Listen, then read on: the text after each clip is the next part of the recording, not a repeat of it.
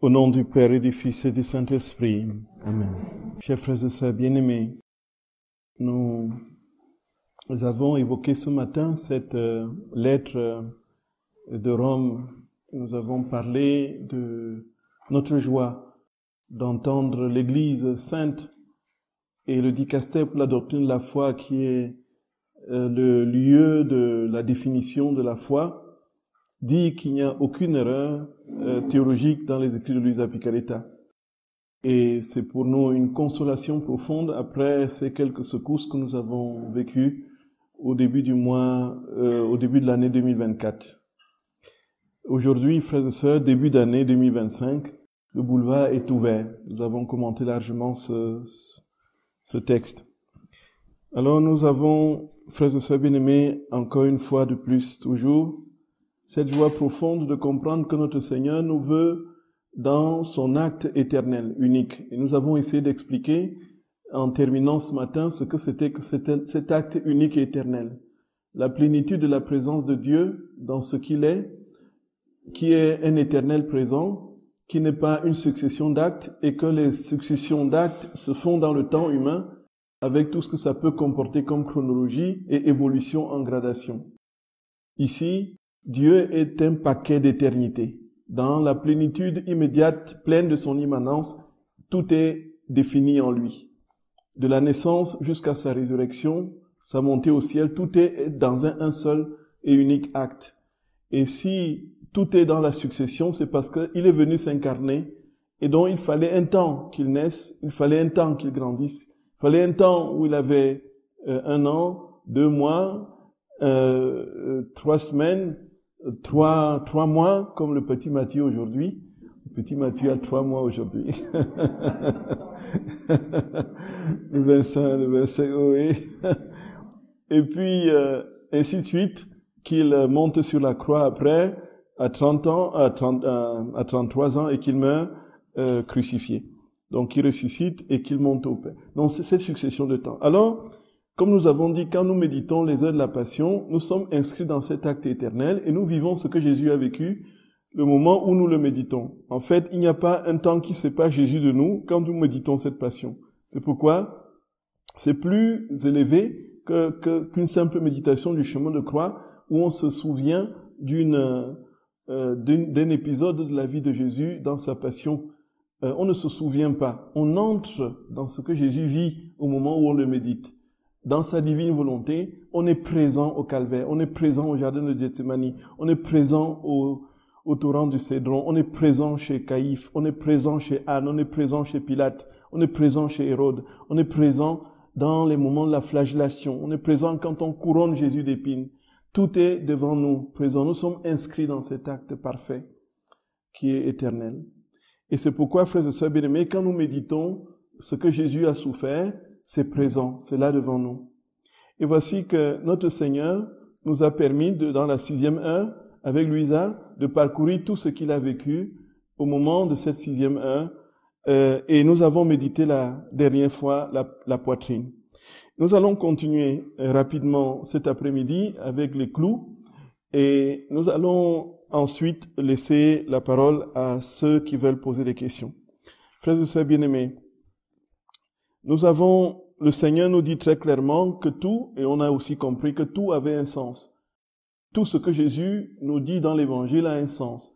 Et tout nous ramène toujours à la divine volonté. Tout nous amène toujours à comprendre que nous devons vivre notre vie en Dieu, quitter notre volonté propre pour laisser Dieu vivre tout en nous et établir sa vie en nous. Voici, frères et sœurs d'amour, que ce qui est pour nous aujourd'hui plus que jamais consolant, c'est que lorsque nous lisons ces écrits du livre du ciel et que nous retournons à l'écriture, à la Bible, tout s'illumine de manière absolument inattendue. On comprend tout dans les moindres détails. Quand on lit les miracles de Jésus, tout s'éclaire. On comprend pourquoi il fait tel miracle. Il le raconte dans les moindres petits détails, dans les enseignements qu'il donne à sa servante.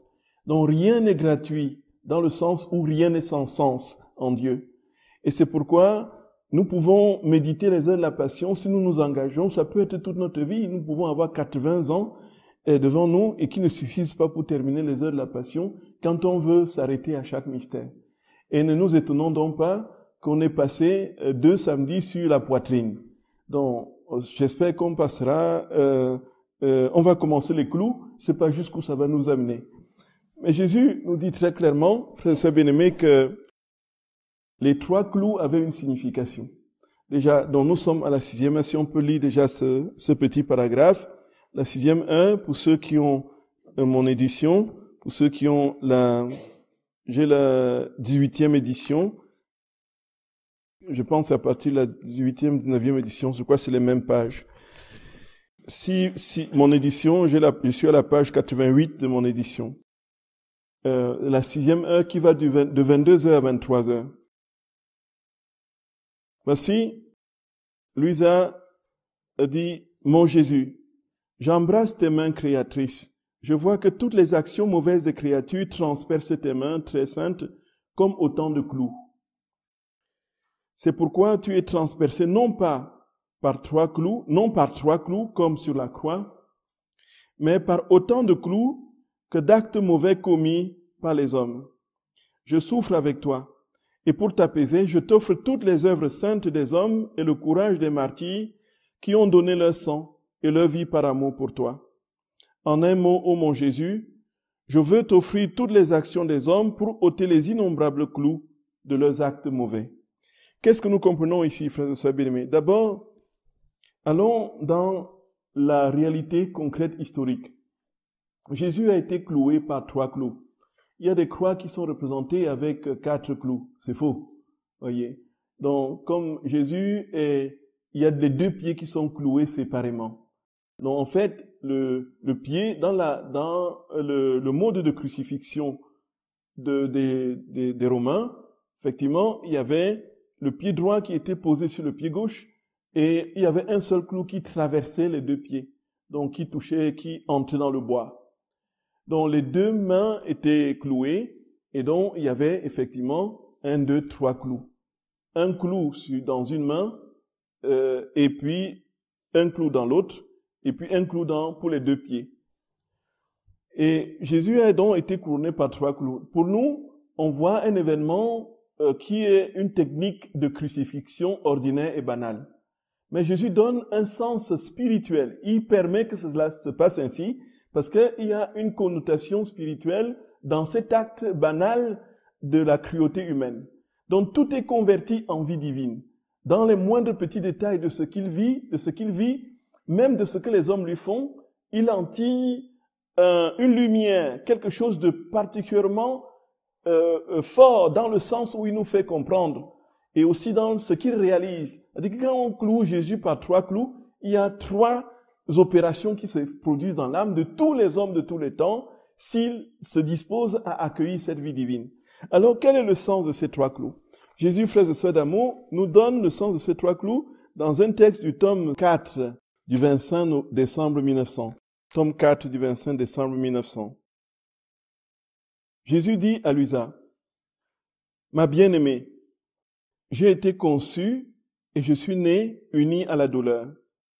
Et je suis mort dans la douleur.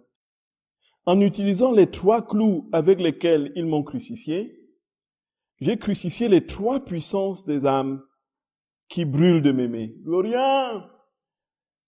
J'ai crucifié les 3 puissances des âmes qui brûlent de m'aimer. C'est-à-dire que quand nous nous engageons à aimer notre Seigneur, quand nous nous disposons à le laisser pleinement vivre en nous, alors il crucifie les 3 puissances de l'âme qui sont la volonté, la mémoire et l'intelligence. En fait, il les cloue. Et donc les clous de sa passion, mystiquement, spirituellement, posent notre volonté, notre mémoire, notre intelligence hors d'état de nuit. Parce qu'ils ne peuvent plus agir. C'est sa volonté qui va agir dans la nôtre, c'est sa mémoire qui va agir dans la nôtre, et c'est son intelligence qui agira dans la nôtre. C'est inouï. C'est lumineux, frères et sœurs d'amour. Où est-ce que vous allez lire des vérités comme ça? Dites-moi où vous allez lire des vérités comme ça. Même chez le spirituel, le mystique, l'ermite le plus élevé. Et au jour d'aujourd'hui, c'est les mystiques du Carmel. Chez Saint Jean de la Croix, Thérèse d'Avila, où est-ce que vous allez lire des vérités comme ça? Mais c'est lumineux. C'est lumineux. Et Jésus dit que pour les âmes qui veulent l'aimer, tout dans sa passion a déjà tout travaillé pour que nous soyons prêts à accueillir sa vie divine. Nous avons été déjà cloués sur sa croix et désormais, il n'y a plus aucun obstacle si nous sommes bien disposés pour que sa vie divine prenne entièrement possession de nous et nous transforme en lui. Jésus dit donc, j'ai crucifié les trois puissances des âmes qui brûlent de m'aimer, l'intelligence, la mémoire et la volonté. J'ai fait en sorte que ces âmes restent totalement attirées vers moi, vu que le péché les avait rendues infirmes et les avait dispersées loin de leur Créateur, sans rien pour les retenir. Donc, si nous avons une disposition aujourd'hui, si vous êtes là, frères et sœurs d'amour, moi je peux parier, je peux parier que nous allons tous nous retrouver au ciel. Je peux parier que personne d'entre nous ici ne va se perdre. Ça, c'est une certitude, c'est absolu. C'est sûr. Oui. Moi, ça, c'est certain. Ça, c'est absolument certain. Alors, si vous êtes là aujourd'hui, frères et sœurs bien-aimés, si nous sommes là aujourd'hui, c'est pourquoi? Qu'est-ce qui vous a fait vous déplacer jusqu'ici? Parce que vous aimez Dieu. Parce que vous aimez le Seigneur. Vous voulez lui consacrer une journée. Vous voulez avoir une journée en communion avec lui. Mais qu'est-ce qui fait que vous soyez là aujourd'hui? Ne pensez pas que vous avez eu un lubie subitement et vous avez dit, oh, celui-là, je vais quand même l'aimer, hein. Oh non, enfin, je vais quand même le voir, c'est que, bon, faisons un tour quand même. Non, c'est parce que il a opéré en vous. Il a crucifié en vous ce qui pouvait vous empêcher d'être là aujourd'hui. Les clous de sa passion ont travaillé à immobiliser toutes les résistances qui auraient pu vous empêcher de le chercher. Et c'est pourquoi vous êtes chrétien, c'est pourquoi vous allez mourir chrétien. En lui disant, en espérant, nous espérons tous, que notre dernier mot soit Jésus, je t'aime. Moi, je rêve, frère Sabine, mais... Voyez. Et ici, Jésus dit très clairement que ce qui nous rendait infirmes et nous dispersait loin de nous, alors il les a crucifiés. Donc les clous de la croix, ce sont des clous que Dieu pose sur tout ce qui nous empêche d'aller à lui. Il ne dit pas les trois clous, il a crucifié ces trois facultés. Pendant que Jésus disait cela, il jeta un regard sur le monde et commença à pleurer sur ses misères. Moi, en le voyant pleurer, je lui dis, mon aimable Jésus, ne rends pas triste par tes larmes une nuit si joyeuse. C'était le 25 décembre, on vit, hein. C'est le 25 décembre. Une nuit si joyeuse pour ceux qui t'aiment. Au lieu de donner un épanchement à tes larmes, donnons un épanchement à notre chant. Ce disant, je commençai à chanter. Jésus se laissa distraire en m'entendant chanter et cessa de pleurer. Après mon chant, il chanta le sien avec une voix tellement harmonieuse que toutes les autres voix disparurent devant sa voix les plus douces. Ensuite, je priai l'enfant Jésus pour mon confesseur, pour les miens et enfin pour tous. Jésus semblait totalement condescendant. Pendant que je faisais cela, il disparut et je revins dans mon corps. Pourquoi Jésus pleure? Jésus pleure sur les misères de l'homme. Les misères de l'homme qui se sont éloignés de lui. En même temps, donc ça c'est la première signification des clous. Une deuxième signification, frères et bien-aimés, c'est que Jésus, ce sont les douleurs qui sont infligées à Jésus par les péchés des hommes. Parce qu'il pleure, pourquoi? Parce qu'on le crucifie de nouveau. Parce qu'on lui donne, on lui inflige de multiples autres clous, qui ne sont plus trois, qu'il a permis que mystiquement ces clous clouent nos puissances de l'âme, mais c'est nous lui infligeons de nouveaux clous, qui cette fois-là lui font mal, et nous continuons à vivre sa passion, là où nous devrions le déclouer. Frères et sœurs d'amour, c'est inouï, c'est immense les pans de lumière que le Seigneur projette sur le mystère de sa passion, qu'on ne peut pas comprendre autrement que dans ce qu'il nous enseigne. Vous avez compris. Dans un premier sens, dans un premier temps, il utilise la méchanceté et la cruauté humaine, les trois clous, pour crucifier les trois puissances de l'âme des hommes. Et ensuite, il pleure sur la misère des hommes, qui le crucifient encore. C'est-à-dire qu'il utilise les clous qui ne sont plus seulement 3, mais qui sont autant de péchés des hommes qui lui viennent dans le cœur. C'est autant de clous qu'on le met dans le... Ceci pourquoi, frères et sœurs d'amour? Parce que Jésus, on a dit que lorsqu'il a souffert sa passion, il a souffert dans son éternité, dans son acte éternel. Il est Dieu. Un Dieu est mort sur la croix. C'est ce que nous confessons et nous professons. Jésus était homme et Dieu. Et c'est Jésus, homme et Dieu, qui souffrait sur la croix. En souffrant sur la croix comme homme et Dieu, il était donc capable de porter tous les péchés des hommes de tous les temps. Son humanité transférait à sa divinité tous les péchés de tous les hommes de tous les temps. Donc tous les hommes de tous les temps, dans leur péché, atteignaient le Christ sur la croix. Donc en fait, tous nos péchés ont crucifié Jésus sur la croix. Et donc il est mort pour chacun de nos péchés. Et pour chaque péché que nous commettons en pensée, en parole, par action et par omission, il y a une mort qui se produit en Jésus. Jésus, il souffre pour chaque moindre petit péché. Nous comprenons donc que seul Dieu était capable de porter le péché du monde. Dieu seul était capable de porter le péché du monde. Et dans cet élan, dans la vérité de cette manifestation de son amour, qu'est-ce qui donc peut constituer ce qui le fait souffrir? Clou comme ce qui crucifie les puissances de l'âme d'une part, clou comme ce qui le fait souffrir. Voyez, qu'est-ce qui le fait souffrir? Ce sont nos péchés. Combien y a-t-il de péchés? Frères et sœurs bien-aimés, combien y a-t-il de péchés? Déjà pour nous-mêmes, pour nous seuls. À la fin de notre vie, quand nous fermons l'œil à ce monde, combien de péchés avons-nous commis?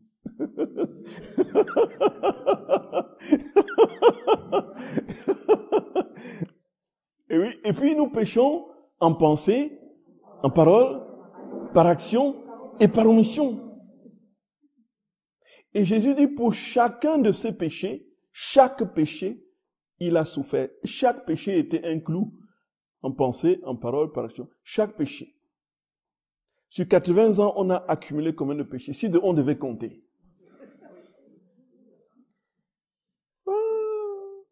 Nous comprenons bien que personne ne peut se sauver lui-même. Personne ne peut se sauver. Tous ont péché, dit saint Paul dans l'Épître aux Romains, chapitre 8, et sont privés de la gloire de Dieu. Et nous sommes sauvés gratuitement pour que personne ne se glorifie. Si le péché nous a ainsi éloignés de Dieu de manière parfaite, sa miséricorde insondable nous en a rapprochés. Mais donc ces péchés qui ont été à l'origine de sa mort, lorsque nous les commettons, nous reproduisons la crucifixion.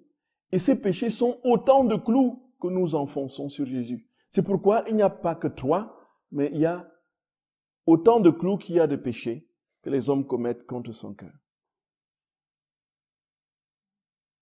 Voyez un peu, frères et sœurs d'amour. C'est lumineux. C'est lumineux. Ça rejoint ce que nous disions ce matin. Plus nous aimons le Seigneur, moins on veut l'offenser. Plus vous aimez un être cher, moins vous voulez le faire souffrir. Et quand il a souffert à cause de vous, vous êtes dans un état tout simplement vous êtes dans un état de tristesse parce que vous êtes à l'origine de la souffrance de l'être cher. Vous souffrez doublement parce qu'il souffre et parce que c'est vous qui êtes la cause de sa souffrance. Une double souffrance qui vous est infligée. Parce que vous l'aimez tellement. Vous faites l'expérience. Quand vous aimez quelqu'un, vous ne supportez pas qu'elle souffre. Et puis, en plus, si c'est vous qui êtes à l'origine, ça vous fait doublement mal. Donc, notre attitude vis-à-vis du Seigneur, au fur et à mesure qu'on l'aime, on n'est pas un seul instant en train de penser comment l'offenser. Et quand on l'offense, la contrition qui devrait être la nôtre devrait être à la mesure de l'amour que nous avons pour lui. Parce que si nous l'aimons véritablement, nous allons être profondément, sérieusement contrits par l'acte que nous avons posé. Et c'est pourquoi, frères et sœurs bien-aimés, vous vous rendrez compte que lorsque votre vie de prière, lorsque nous nous rendrons compte que lorsque notre vie de prière se développera et que l'amour de Dieu gagnera toujours plus notre cœur, notre âme, tout notre être, à un moment donné, quand on aura dit une chose comme ça d'un frère ou d'une sœur et qui, voilà, même simplement évoqué comme ça, après on va se sentir mal après. Simplement, question de jugement, jugement ou critique comme ça, après on va se sentir mal, on va dire, ah ça, je n'aurais pas dû, oui. On ne se sent pas bien en soi, voyez. Parce qu'il y a en nous, frères et sœurs bien-aimés, la présence de Dieu, qui lui a souffert de ce qui a été dit, de ce que nous avons dit, et il manifeste sa souffrance en nous, et nous ne nous sentons plus bien. Et ça, ce n'est pas le scrupule. Ça, ce n'est pas le scrupule. Parce que le scrupule est de l'ordre de l'introspection, et une introspection qui nous enferme sur nous-mêmes et sur ce que nous aurons dû faire, ce que nous n'aurons pas dû faire, ce que nous aurions pu faire et que nous n'avons pas pu faire, ce que nous aurions pu entendre, ce que nous n'avons pas pu entendre. L'intelligence qui tourne en rond comme une bouillabaisse dans les pensées autour de nous-mêmes et comment, ainsi de suite. Mais ce n'est pas ça, en fait. Il s'agit de se rendre compte, on se rend immédiatement compte que Jésus souffre, que Jésus est blessé. Et c'est ainsi. Et ici, donc, nous comprenons, frères et sœurs bien-aimés, que Luisa trouve et voit une multitude de clous dans le corps de notre Seigneur, qui ne sont pas simplement 3, mais qui sont autant de péchés qu'il y a autant de... Et c'est pourquoi, frères et sœurs d'amour, encore une fois, on comprend Saint Augustin quand il dit « Aime et fais ce que tu veux ». Aime et fais ce que tu veux. Qu'est-ce que cela veut dire? Ça veut dire que si tu aimes, de toutes les façons, tu ne peux pas faire ce que tu veux. Maintenant, aime et ça suffit. Si tu aimes, tu ne peux pas mentir, tu ne peux pas voler, tu ne peux pas parler mal de l'autre, tu ne peux pas, voyez, tu ne peux pas tricher, tu ne peux pas voler, tu ne peux pas tromper ton épouse ou ton époux. Tu aimes, voyez, aime et fais ce que tu veux, ça veut dire que aime, et tu verras que tout ce que tu feras sera dans l'amour.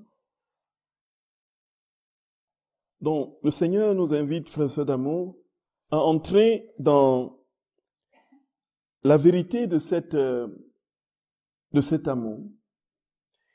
Et qu'est-ce qui se passe? Jésus, pourquoi il est capable de souffrir autant pour toutes les créatures passées, présentes et futures? Parce qu'il est Dieu, bien sûr. Et comment est-ce que nous pouvons, nous associer à cette souffrance et porter et réparer ces souffrances dans un seul acte de méditation, par exemple? C'est tout simplement parce que nous le faisons dans la divine volonté. Et dans la divine volonté, c'est Jésus en nous qui vit et qui fait. Et comme c'est lui qui vit et fait, il reproduit exactement, textuellement, parfaitement ce qu'il a vécu et fait il y a 2000 ans. C'est en nous que tout se déploie. Et en ce moment, frères et sœurs d'amour, nous voyons tout simplement combien il nous reste une seule chose. C'est-à-dire que c'est de dire vraiment, frères et sœurs d'amour, au fur et à mesure que vous progresserez, que nous progresserons dans les voies du Seigneur, c'est-à-dire que les champs d'action, les orientations vont se rétrécir et tout va se fixer sur Jésus. Tout, absolument tout sur lui. Tout sera focus sur lui. Tout sera concentré sur lui. C'est-à-dire que nous allons progressivement vivre des détachements, de multiples ordres, pour que lui, il soit seul au centre. Lui seul au centre de notre vie, de nos préoccupations. Et nous verrons en ce moment que les 90% de nos soucis vont s'évaporer. D'où vient que nous soyons si anxieux, angoissés, dispersés, éclatés entre 1001 émotions? Bien sûr, il y a l'aspect psychologique qui n'est pas à exclure, c'est vrai. Il y a l'aspect des hormones, on peut dire tout ce qu'on veut, c'est vrai. Mais les hormones, quand ça vous prend pas 3 ans. Et nous allons nous rendre compte que ce qui nous met dans l'angoisse continuelle sur des années, c'est, frères et sœurs d'amour, le fait qu'il y a d'autres choses dans notre cœur, d'autres réalités dans notre cœur qui nous préoccupent en dehors de Dieu. Et que ces réalités prennent tellement de place qu'il n'y a plus la place pour que le Seigneur s'installe et nous procure ce qu'il est, avec la paix qui va avec lui. Et donc, dans l'amour qu'il a, frères et sœurs d'amour, dans l'amour qu'il a pour Louisa, il demande même à Louisa de n'avoir aucun amour exclusif, sinon lui. C'est absolument... Nous, à notre niveau aujourd'hui, on va dire ça, c'est toi, Louisa. C'est pas nous. Effectivement, frères et sœurs bien-aimés, Louisa avait une mission particulière. Le Seigneur, d'une manière particulière, l'a rabotée et lui a demandé un détachement parfait et absolu. Il est évident que on va dire, nous, à notre niveau, moi j'ai mon épouse, moi j'ai mon époux, moi j'ai mon enfant, j'ai mes enfants, j'ai ceci, l'amour exclusif. Le Seigneur ne parle pas de ça. En fait, l'amour que nous avons pour notre époux et pour nos enfants ne doit pas dépasser l'amour que nous avons pour Dieu. En fait, si nous plaçons notre époux, nos enfants avant Dieu, nous ne les aimerons pas du tout. Nous les aimerons d'un amour humain, qui sera un amour captatif, possessif, qui va plutôt les détruire et nous détruire. Parce qu'il n'y a pas de paix dans un amour exclusif, dit Jésus. L'amour exclusif, c'est un amour parfait, total de tous, en lui et par lui. Il faut que je retrouve peut-être ce texte-là pour... Frères et sœurs d'amour, c'est inouï, c'est inouï, c'est inouï. Et c'est alors qu'au fur et à mesure que Dieu seul prend toute la place en nous, quand lui seul prend toute la place en nous, alors nous goûtons ce que c'est que la véritable paix. Parce que plus rien ne peut nous perturber. C'est dans le cahier des mémoires d'enfance de Louisa. Donc voici ce qu'elle raconte. Elle dit, je me souviens que jeune fille, j'avais une sorte d'impatient désir de vouloir devenir religieuse. Et comme j'allais à l'école chez les religieuses, je ressentais une affection un peu prononcée envers elles, mais je les aimais parce que je voulais être comme l'une d'entre elles. Mais dans mon intérieur, je sentais me reprocher cette affection. Et tandis que je promettais de n'aimer personne d'autre que Jésus, je retombais de nouveau et Jésus revenait me faire des reproches amers. Donc ce fut la seule affection dont je me souviens que j'ai ressentie d'une manière spéciale au cours de ma vie, car ensuite, je ne me suis plus senti amour, entre guillemets, envers personne. Amour, entre guillemets. Amour, ce petit amour, quoi, voyez? Parce que ce qu'elle vivait ensuite en Dieu, c'était le grand amour pour tous. De sorte qu'elle était dans une souffrance extrême de voir que les âmes non seulement se perdaient, mais qu'ils pouvaient être frappés dans leur corps et dans leurs habitations et tout ça, voyez? Puisqu'elle suppliait, pleurait, soupirait pour que le Seigneur ne permette pas que les souffrances s'abattent sur les, ainsi de suite. C'est le petit amour là. Oh, petit amour, oh, petit amour. Moi je n'aime que toi, tu es le seul au monde, mon petit chéri, ma petite fille. Tu es mon soleil. Bien sûr, si on dit tu es mon soleil dans le grand soleil de Dieu, ça c'est autre chose. Voyez. Mais si l'autre est adulé, porté au sommet au détriment de Dieu, voici ce qu'elle lui a dit. Quelle tyrannie est une affection naturelle, même innocente pour le pauvre cœur humain. Je m'en souviens avec terreur. Les reproches intérieurs me mettaient sur la croix. Il me semblait que mon affection gardait Jésus sur la croix, et Jésus en retour me mettait sur la croix. Et en conséquence, je ne jouissais pas de la paix véritable, car la nature de l'amour humain est de guerroyer un pauvre cœur. La nature de l'amour humain, c'est de nous livrer la guerre. Vous aimez, vous voulez placer un homme à la place de Dieu, vous passerez votre vie à souffrir. Parce que cet homme, ce n'est qu'un homme. Et il ne pourra pas vous donner ce que Dieu vous donne. Et parce qu'il ne pourra pas combler votre cœur, vous allez souffrir continuellement. avoir la paix et aimer les personnes d'une manière spéciale, cela n'existe pas dans le monde. Et s'il existe, cela signifie ne pas avoir de conscience. Et même si c'était avec une fin sainte ou indifférente. Mais Jésus béni a mis bientôt un terme à cela. Et voici comment. Un matin, je priais ma maman de m'envoyer à la mère supérieure pour lui rendre visite. Et je l'obtins avec peine et sacrifice. Quand j'allais là-bas, je demandais qu'il me fasse sortir la supérieure. Et après, on me répondit qu'elle était occupée et qu'elle ne pouvait pas sortir. Et je demeurais comme blessé en entendant cela. J'allais à l'église et j'ai penché ma souffrance avec Jésus. Et il en prit l'occasion pour que je la termine. Il me parla de son amour et de l'inconstance de l'amour des créatures et de comment il voulait absolument que j'arrête tout cela, me disant que lorsqu'un cœur n'est pas vide, je le rejette. Et je ne peux pas commencer le travail que j'ai projeté de faire dans le fond de l'âme. Quand le cœur n'est pas vide, Jésus ne peut pas commencer le boulot. C'est ce qu'il dit. Mais qui peut dire tout ce qu'il me dit dans mon intérieur?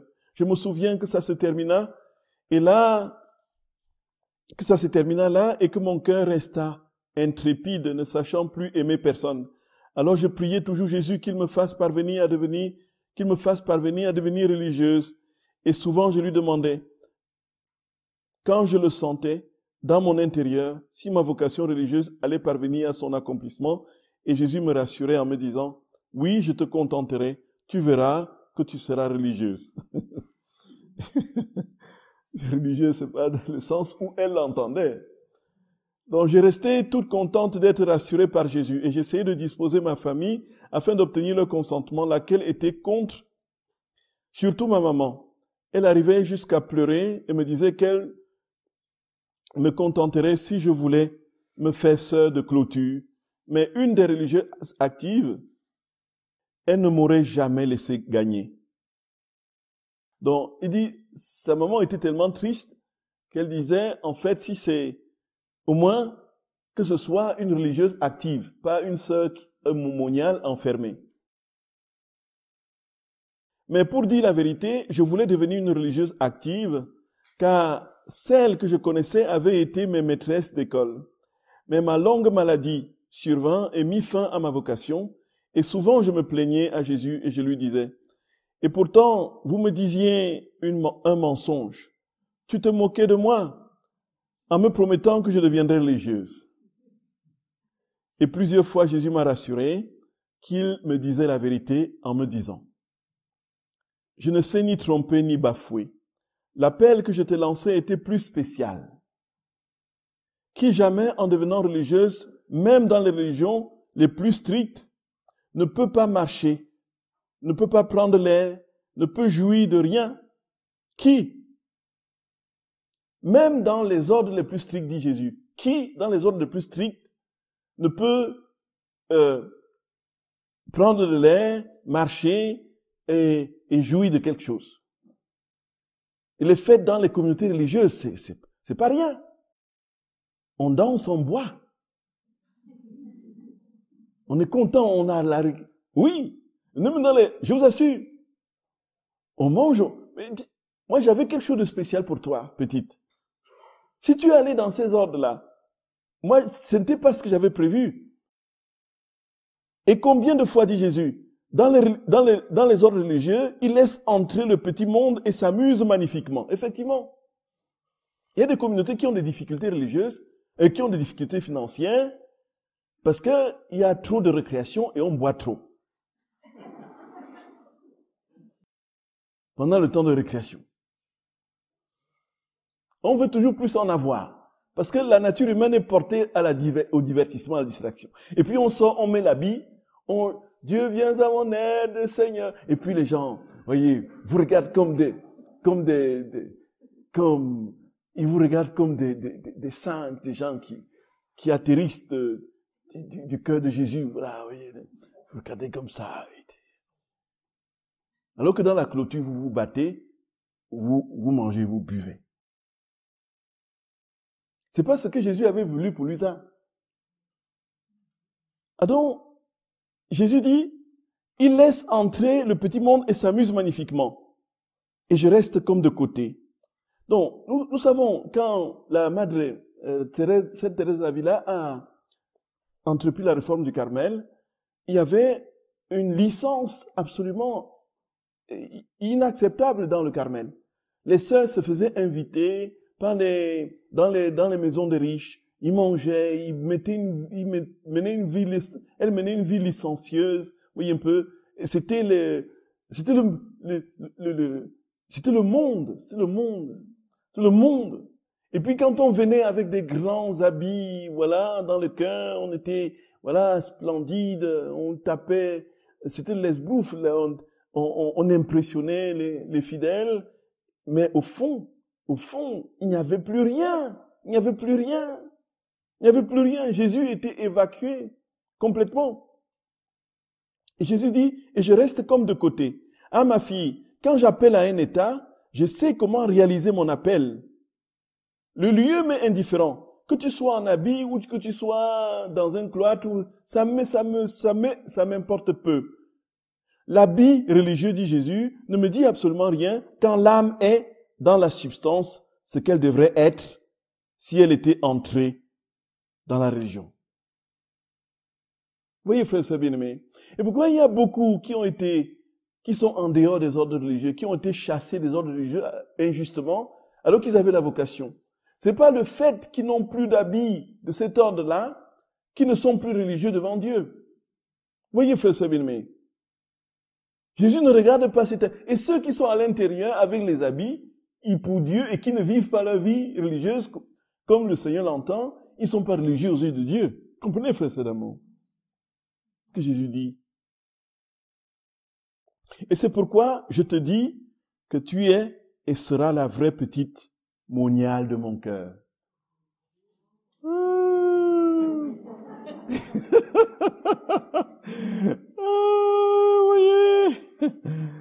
Voyez, frères et sœurs d'amour, c'est vous.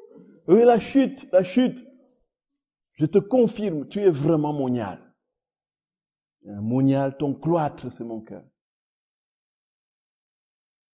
Oui. Et donc, le Seigneur dit, ce qui lui importe le plus, frères et sœurs d'amour, c'est l'amour qu'on a pour lui. C'est l'amour qu'on a pour lui. C'est l'amour qu'on a pour lui. Vous pouvez poser vos questions, frères et sœurs d'amour. Vous pouvez poser vos questions. Et si vous avez une question, oui, Christian, donc venez chercher le téléphone et parlez dans ce truc-ci. Mon père, j'avais une question relative en fait au clou que vous avez évoqué tout à l'heure par rapport au péché. Ma compréhension en faisant les 24 heures de la Passion, c'est que Jésus, au jardin de Gethsémani, a pris tous les péchés sur lui. Et en fait, ensuite, plus tard, il fait la réparation.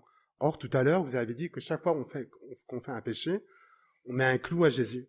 Pour moi, ma compréhension, c'est que Jésus a pris les péchés au jardin de Gethsémani et qu'il a fait la réparation ensuite par la croix. Tout à fait. Donc, en fait, nous sommes en train de comprendre parce que le sens des clous, les clous ont plusieurs sens. Donc, il y a la première compréhension que j'ai évoquée, que Jésus évoque dans le tome 4 du 25 décembre de l'année 1900. Et puis, il y a le texte le passage de la 6e heure que nous venons de lire, où Jésus lui a dit, c'est autant de clous qui te sont infligés les péchés des hommes. Voyez. Jésus dit très clairement, mon Jésus, j'embrasse tes mains créatrices. Je vois que toutes les actions mauvaises des créatures transpercent tes mains. Transpercent tes mains très saintes comme autant de clous. C'est pourquoi tu es transpercé, non par 3 clous comme sur la croix, mais par autant de clous que d'actes mauvais commis par les hommes. Je souffre avec toi, et pour t'apaiser, je t'offre toutes les œuvres saintes des hommes et le courage des martyrs qui ont versé leur sang et leur vie par amour pour toi. Donc l'un n'exclut pas l'autre.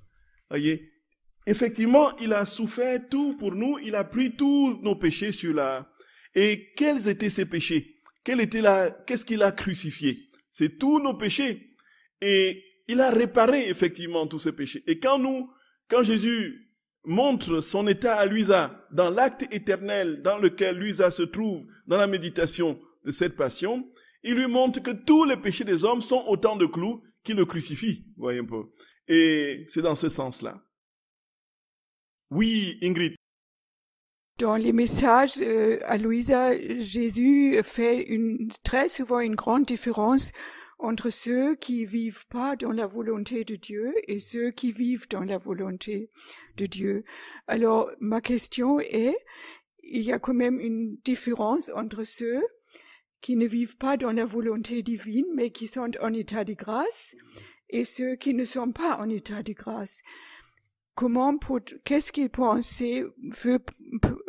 faut penser des personnes qui sont en état de grâce, qui vivent une vie de prière avec les sacrements, qui aspirent vers une vie vers la divine volonté, mais qui ne sont pas en cet état, qui font encore quelques péchés véniels, et qui ont encore gardé un peu d'égoïsme, et dont l'amour pour Dieu et pour les prochains n'est pas encore parfait. Alors, qu'est-ce qu'il faut penser de leurs actes en vis-à-vis des actes qui sont dans la divine volonté? Oui, je vais vous expliquer. Donc, Ingrid demande quelle est la différence entre les actes de ceux qui sont simplement en état de grâce et ceux qui vivent dans la divine volonté. Donc ceux qui sont en état de grâce et qui posent des actes saints et qui s'efforcent de vivre selon les vertus, qui commettent encore des péchés véniels et qui sont encore parfois saisis par leur ego et tout ça, quelle est la différence entre ceux qui vivent et ceux qui vivent, qui posent leurs actes dans la divine volonté? Donc, c'était ça, Ingrid. Très, très bien. Donc, je vais situer la question sur un autre niveau et dire quelle est la différence, non pas entre ceux, mais entre le fait d'être dans l'état de grâce et le fait d'être dans la divine volonté. Parce que même ceux qui ont connu la divine volonté et qui essayent d'en vivre, comme nous ici, lorsque nous invitons Jésus dans tout ce que nous faisons, nous commettons encore des péchés, nous avons encore parfois même des péchés mortels que nous commettons, et ou qui nous coupent de la divine volonté, ainsi de suite. Donc, je veux situer la question plutôt au niveau des actes et non au niveau des personnes. Parce que nous cheminons encore tous, et le moment vient où nous nous surprenons, même avec toutes les connaissances que nous avons sur la divine volonté, nous nous surprenons dans des pensées ou dans des actes qui ne correspondent pas à cette vie divine. Vous êtes d'accord, frère et bien-aimés? Donc moi, je me confesse toutes les semaines, vous voyez. Je me confesse toutes les semaines. Et bon, si j'avais un prêtre à la portée, ce serait tous les jours, vous voyez. Donc, alors que je braille dans les micros de radio partout, la divine volonté et tout ça. Donc, en fait, le Seigneur explique très clairement à Louisa, effectivement, cette différence est très très bien amenée et précisée dans le livre du ciel, dans différents passages. Le Seigneur dit que ceux qui vivent dans la divine volonté, si nous posons des actes dans la divine volonté, sont des actes de Dieu. Ces actes sont éternels, ces actes sont parfaits. La Trinité prend possession de ces actes. Et ces actes impactent toutes les générations passées, présentes et futures. Et ces actes produisent des vies divines. Ces actes produisent Dieu et convoquent son règne au fur et à mesure qu'on les multiplie. Et que ceux qui sont simplement dans l'état de grâce et qui posent des actes en vertu de l'Esprit Saint qui travaille en eux, en la grâce sanctifiante, dans les vertus de foi, d'espérance et de charité, ces âmes posent des actes saints aussi. Mais ces actes sont nettement inférieurs aux actes divins, puisque ces actes, dans la divine volonté, sont posés par Dieu lui-même. Et ils sont inférieurs dans la mesure où ils sont encore marqués par l'imperfection humaine. La grâce a rencontré encore malencontreusement la pauvreté humaine qui s'y est mêlée. Et donc, elle produit un acte qui ne sont pas des actes divins, mais qui sont des actes saints dans l'ordre de la grâce, qui demandent parfois encore d'être réparés pour leur donner le coefficient d'actes divins.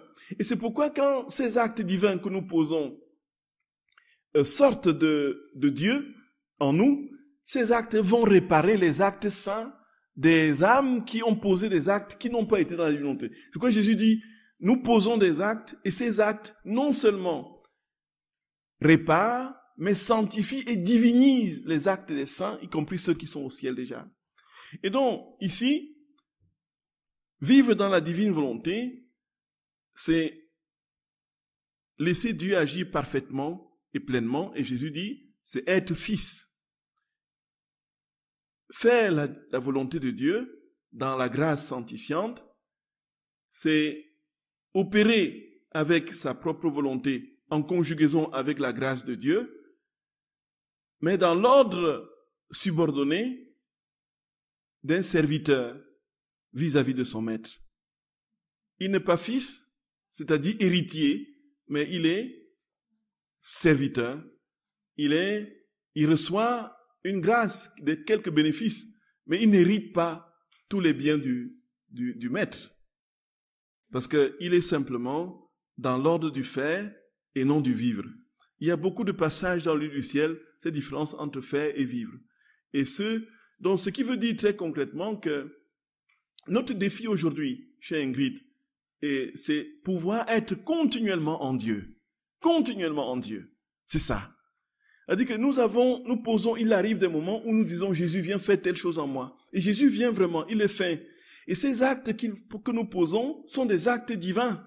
Et ces actes divins, frères et sœurs d'amour, ces actes divins sont vraiment des actes divins qui portent l'éternité en ce moment-là. Mais le problème, c'est que ça arrive de manière intermittente. Vous voyez, 1, 2, 3 fois par jour, 4, 5 fois par jour.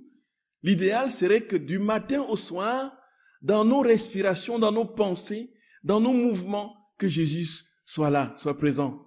C'est ça l'idéal en fait. Nous sommes en train de lutter maintenant pour nous maintenir, pour nous stabiliser dans la divine volonté. C'est cela.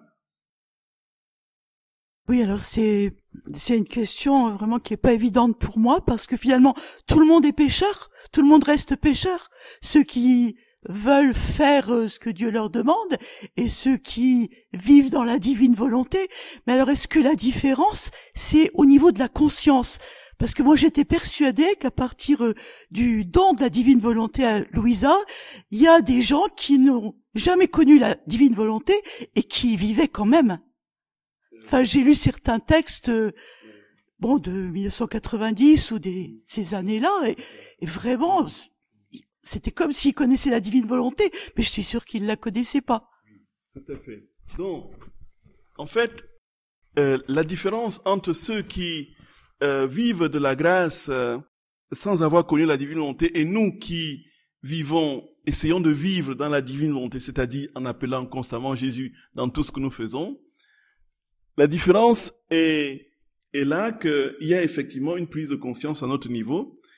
Et deuxièmement, c'est que nos actes que nous posons, les actes que nous posons, sont des actes divins à la perfection et que nous avons la conscience aussi de pouvoir et de vouloir nous maintenir dans cet état où Jésus est toujours en nous et où il vit toujours en nous.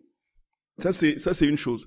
Donc, effectivement, au jour d'aujourd'hui, je ne sais pas s'il y a quelqu'un qui est dans ce monde-ci, qui vit déjà parfaitement, totalement, de manière absolue dans la divine volonté. Si vous le voyez, vous me donnez son adresse.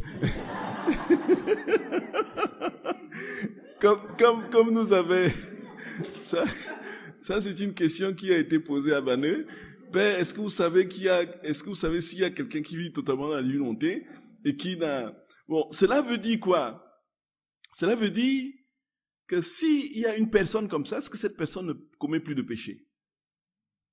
Mais Jésus dit que le moment viendra, quand il y aura la purification, quand le Seigneur va établir son règne dans les cœurs sur cette terre, de manière parfaite, après la grande purification dont il a parlé, il y aura effectivement des êtres on va aller de manière vertigineuse, en grandissant dans la vie de Dieu de manière tellement rapide et pleine qu'il y aura des gens, effectivement, qui ne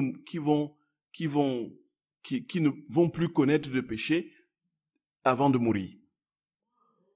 Et Jésus dit que certaines âmes plusieurs âmes vont rester, les corps vont rester incorruptibles dans les tombeaux. Voyez. Donc, ça c'est une chose. Maintenant, est-ce que il faut avoir connu Luisa pour être dans la divine volonté? Non. Parce qu'effectivement, il y a le moment où Jésus dit à Luisa qu'il donne son cadeau au monde. Et donc, il traduit, il y a des personnes qui n'ont pas eu une correspondance avec Luisa, mais qui, à partir de la date où le Seigneur a donné ce cadeau, peuvent vivre dans la divine volonté sans avoir connu Luisa. Voyez. Et donc, c'est le cas de beaucoup de saints, de Padre Pio, de Sainte Thérèse l'Enfant Jésus, de Saint de Élisabeth de la Trinité, tout à fait, de Armida Conchita, Armida de Cabrera, de Dina Bélanger, c'est le cas, vous voyez un peu. Donc, mais à partir du moment où le Seigneur le détermine, maintenant je donne mon cadeau, au moment où il le dit à Luisa, et donne ce cadeau à l'humanité pour tous, on peut être dans une autre partie du monde sans avoir, donc on va découvrir au ciel des personnes qui ont vécu dans la divine volonté, dans une forêt d'Australie, chez les aborigènes, vous voyez un peu, sans avoir connu Luisa, et qui, en ce moment, ont vécu une vie vertueuse dont personne n'a parlé, dont aucun média n'a parlé, qui n'a été consigné dans aucun livre. Vous voyez? Oui, Christian. La connaissance n'est pas... Oui, la connaissance, oui, vous dites que Jésus dit qu'il faut avoir la connaissance dans la divine volonté pour le recevoir. La connaissance, non pas au sens d'avoir lu les écrits de Luisa. On entend bien. Dans ce cas, il faudrait que la connaissance, le Seigneur le révèle d'une manière particulière à chaque âme. Dans la compréhension, quand on lit les textes de Dina Bélanger, il y a tellement on dirait dans certains passages où Jésus parle à Dina Bélanger, que c'est les textes qu'on lit chez Luisa Picaretta. Pourtant, ils n'ont ils n'ont eu aucune correspondance, ils ne se sont pas connus. Et ici, frères et sœurs bien-aimés, il y a des âmes qui reçoivent des paroles dans l'âme, des personnes qui ont un cheminement spirituel particulier qu'on n'a jamais consigné nulle part, dans aucun texte, voyez, qu'on peut lire, mais qui ont, par une grâce spéciale que le Seigneur leur donne, qui ont connu le don. La connaissance du don ne signifie pas la lecture du livre du ciel, vous comprenez, dans ce sens-là. Un bébé, lui, il est déjà le don. Oui, voyez, frères et sœurs d'amour. Et donc, essayons le plus possible vraiment de nous blottir dans le cœur de Jésus et de le chercher de toute notre âme, sans nous soucier de qu'est-ce qu'on va dire, qu'est-ce qu'on va penser, qu'est-ce que je veux devenir, qu'est-ce que je veux pas devenir, est-ce que je serai prêt à supporter, est-ce que je serai pas prêt à vivre cette vie. La vérité est que le Seigneur te dit tout simplement, ouvre ton cœur, donne-le-moi et je fais le reste. Aime-moi, point final. Voyez, frères et sœurs d'amour.